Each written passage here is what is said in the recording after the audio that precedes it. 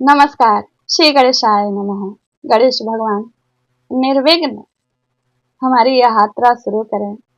जो यात्रा नवीन यात्रा शुरू हुई है, श्रीमद् भागवत महापुराण का हिंदी में अर्थ एक एक श्लोक का कारण मेरे खुद की जिज्ञासा थी कि मैं जानूं श्रीमद् भागवत पुराण के एक एक श्लोक में क्या क्या अर्थ लिखा, क्या क्या जीवन का रहस्य छिपा है।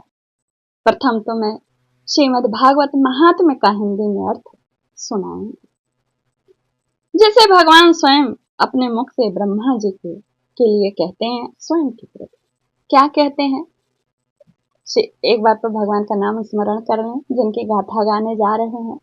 ओम गोविंदाय नमः, माधवाय नमः, श्री कृष्णाय नमः। श्रीमद्भागवतम नाम पुराणम लोक विशुतम, श्रूयादृच्छधया युक्तो मम संतोष कारणम। लोक विख्यात श्रीमद्भागवत नामक पुराण का प्रतिदिन श्रद्धा युक्त होकर श्रवण करना चाहिए, यही मेरे संतोष का कारण है। भगवान जी ब्रह्मा जी से कहते हैं जो मनुष्य प्रतिदिन भागवत पुराण का पाठ करता है, उसे एक एक अक्षर का उच्चारण करने से कपिला गोदान का इसको फल मिलता है।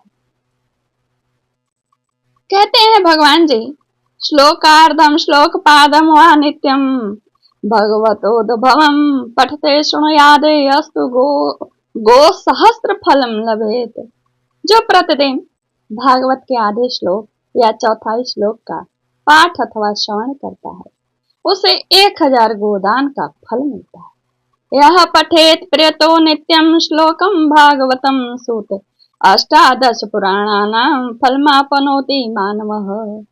बहुत बड़ा यहाँ पर महिमा बताई जा रही है। कहते हैं पुत्र, जो प्रतिदिन पवित्र चित्र होकर भागवत के एक श्लोक का पाठ करता है, वह मनुष्य 18 पुराणों के पाठ का फल पा लेता है। नित्यम मम कथा यत्र तत्र तिष्ठन्ति वैष्णवाः कलिबाह्या नरास्ते वै अर्चयन्ति सदा मम। जहाँ नित्य मेरी कथा होती है, वहाँ विष्णु पार्षद प्रहलाद आदि विद्यमान रहते हैं। जो मनुष्य सदा मेरे भागवत शास्त्र की पूजा करते हैं, वे कलि के अधिकार से अलग हैं, उन पर कलि का वश नहीं चलता। जो मानव अपने घर में वैष्णव शास्त्रों की पूजा करते हैं, वे सब पापों से मुक्त होकर देवताओं द्वारा वंदित होते हैं। जो लोग कलियुग में अपने घर के भीतर प्रतिदिन भागवत शास्त्र की पूजा करते हैं, वे कलि से निडर होकर के ताल ठोकते हैं और उछलते कूदते हैं, और मैं उन पर बहुत प्रसन्न रहता हूँ। पुत्र, मनुष्य जितने दिनों तक अपने घर में भागवत शास्त्र रखता है, उतने समय तक उसके भीतर दूध, घी, मधु और मीठा जल पीते हैं। जो लोग विष्णु भक्त पुरुष को भक्ति पूर्वक भागवत शास्त्र का समर्पण करते हैं, वे हजारों करोड़ों कल्पों तक, करोड़ कल्पों तक, अनंत काल तक, कहने का तात्पर्य मेरे बैकुंठ धाम में वास करते हैं। जो लोग सदा अपने घर में भागवत शास्त्र का पूजन करते हैं, वे मानो एक कल्प तक के लिए संपूर्ण देवताओं को तृप्त करते हैं। यदि अपने घर पर भागवत का आधा श्लोक या चौथाई श्लोक भी रहे तो यह बहुत उत्तम बात है। उसे छोड़कर सैकड़ों हजारों तरह के अन्य ग्रंथों के संग्रह से भी कोई लाभ नहीं। कलियुग में जिस मनुष्य के घर में भागवत शास्त्र मौजूद नहीं है, उसको यमराज के पाश से कभी छुटकारा नहीं मिलता। इस कलियुग में जिसके घर भागवत शास्त्र मौजूद नहीं है, उसे कैसे वैष्णव समझा जाए, यानी विष्णु है। वह तो चांडाल से भी बढ़कर नीच है। लोकेश ब्रह्मा, पुत्र, मनुष्य को सदा मुझे भक्ति पूर्वक संतुष्ट करने के लिए अपना सर्वस्व देकर भी वैष्णव शास्त्रों का संग्रह करना चाहिए। कलियुग में जहाँ जहाँ पवित्र भागवत शास्त्र रहता है, वहाँ वहाँ सदा ही मैं देवताओं के साथ उपस्थित रहता हूँ। यही नहीं, वहाँ नदी, नद और सरोवर में प्रसिद्ध सभी तीर्थ वास करते हैं।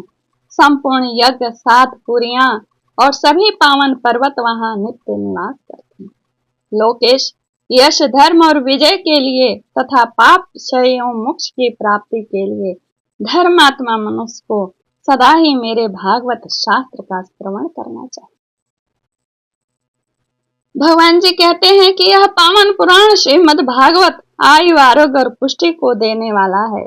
इसका पाठ अथवा श्रवण करने से मनुष्य सब पापों से मुक्त हो जाता है। लोकेश, जो इस परम उत्तम भागवत को न तो सुनते हैं न सुनकर प्रसन्न होते हैं, वे स्वामी सदा यमराज ही हैं। उनके स्वामी सदा यमराज ही हैं।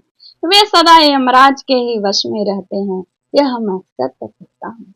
पुत्र, जो मनुष्य सदा ही विशेषतः एकादशी को भागवत सुनने नहीं जाते, उनसे बढ़कर पापी कोई नहीं। जिसके घर में एक श्लोक, आधा श्लोक अथवा श्लोक का एक ही चरण लिखा रहता है, उस घर में मैं निवास करता हूँ। मनुष्य के लिए संपूर्ण पुण्य आश्रमों की यात्रा या संपूर्ण तीर्थों में स्नान करना भी वैसा ही पवित्र कारक नहीं है जैसा श्रीमद् भागवत। चतुर्मुख, जहाँ जहाँ भागवत की कथा होती है वहाँ वहाँ मैं उसी प्रकार जाता हूँ जैसे पुत्र वत्सला गौ अपने बछड़े के पीछे पीछे जाती है। जो मेरी कथा कहता है, जो सदा उसे सुनने में लगा रहता है तथा जो मेरी कथा से मन ही मन प्रसन्न होता है, उस मनुष्य का मैं कभी त्याग नहीं करता हूँ। पुत्र, जो परम पुण्य में श्रीमद् भागवत शास्त्र को देखकर अपने आसन से उठकर खड़ा नहीं हो जाता, उसका 1 वर्ष का पुण्य नष्ट हो जाता।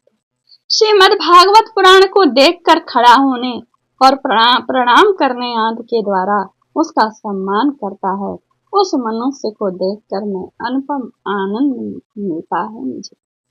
जो श्रीमद् भागवत को दूर से ही देखकर उसके सम्मुख जाता है, वह एक एक पग पर भागवत की तरफ जब जाने लगता है तो एक एक पग पर अश्वमेध यज्ञ के पुण्य को प्राप्त करता है, इसमें तनिक भी संदेह नहीं।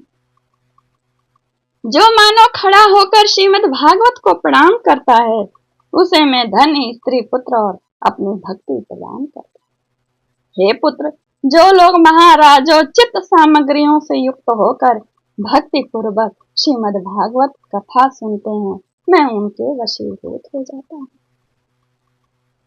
सुव्रत, जो लोग मेरे पर्वों से संबंध रखने वाले सभी उत्सवों में मेरी प्रसन्नता के लिए वस्त्र, आभूषण, पुष्प, धूप, दीप आदि उपहार अर्पण करते हुए परम उत्तम श्रीमद् भागवत पुराण का भक्ति पूर्वक श्रवण करते हैं, वे मुझे उसी प्रकार अपने वश में कर लेते हैं जैसे पतिव्रता स्त्री अपने साधु स्वभाव वाले पति को वश में कर लेती है। और यह श्रीमद् भागवत महात्म्य स्कंद पुराण, विष्णु खंड मार्ग, शेष महात्म्य है। यहीं पर श्रीमद् भागवत महात्म्य पुराण यहीं पर पूर्ण होता है। इसके बाद कैसे कैसे करेंगे वो सारा एकदम श्रृंखला बद्ध होकर आपको मैं सुनाऊंगी। जब स्कंद शुरू होगा तो स्कंद की कथा अपन दोनों सुनेंगे। ठीक है, नमस्कार, जय श्री कृष्ण। जो लोग यहाँ तक आए हैं, पसंद आया हो तो जरूर लिखिएगा, कमेंट्स, लाइक, कमेंट, शेयर जरूर करिएगा। धन्यवाद। श्री कृष्णाय नमः, श्री गोविंदाय नमः।